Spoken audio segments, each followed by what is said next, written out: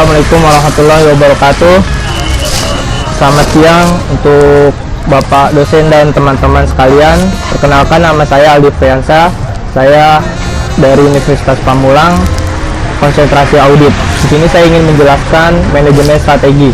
Yang pertama ialah pengantar ekonomi strategi. Pengantar ekonomi strategi ialah suatu keputusan yang dihadapi organisasi dalam melakukan bisnis, berkaitan dengan perilaku yang harus konsisten dan seharusnya mampu menciptakan keunggulan kompetitif perusahaan untuk menentukan kesuksesan organisasi.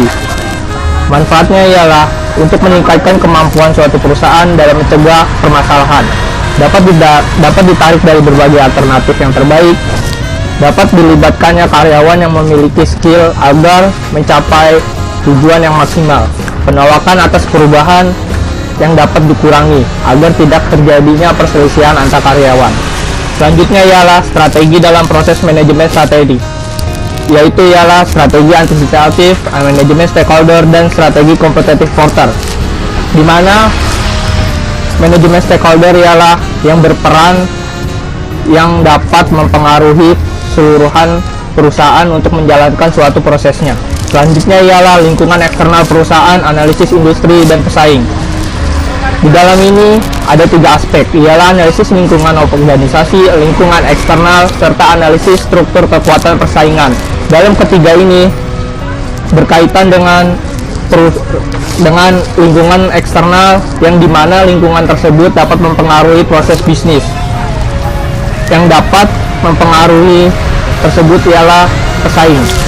Selanjutnya ialah lingkungan internal. Lingkungan internal biasa kita jumpai dengan analisis SWOT, yaitu ialah strength, kekuatan, weakness, kelemahan, serta opportunity, peluang, dan threat, ancaman. Dalam keempat ini sering kita mengerti bahwa prinsip ini dapat mempengaruhi lingkungan internal kita, dan yang selalu kita ketahui bahwa 4 analisis ini yang diketahui ialah internal perusahaan, yang mengetahui tentang kekuatan bisnis kita, kelemahan bisnis kita, dan peluang bisnis kita, serta ancaman yang akan dihadapi.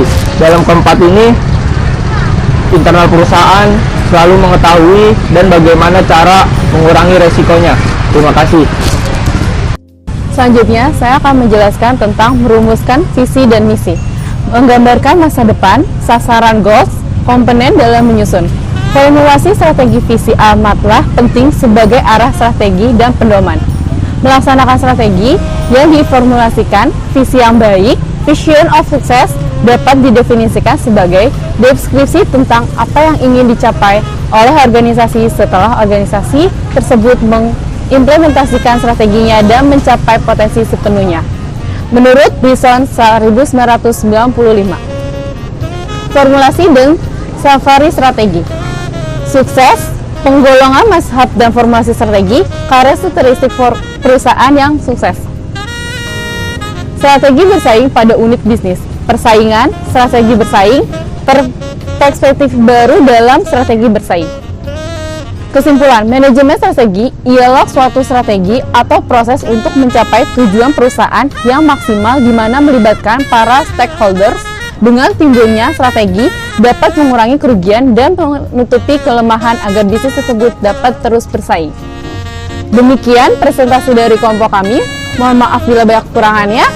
Mudah-mudahan bermanfaat, dan wassalamualaikum warahmatullahi wabarakatuh.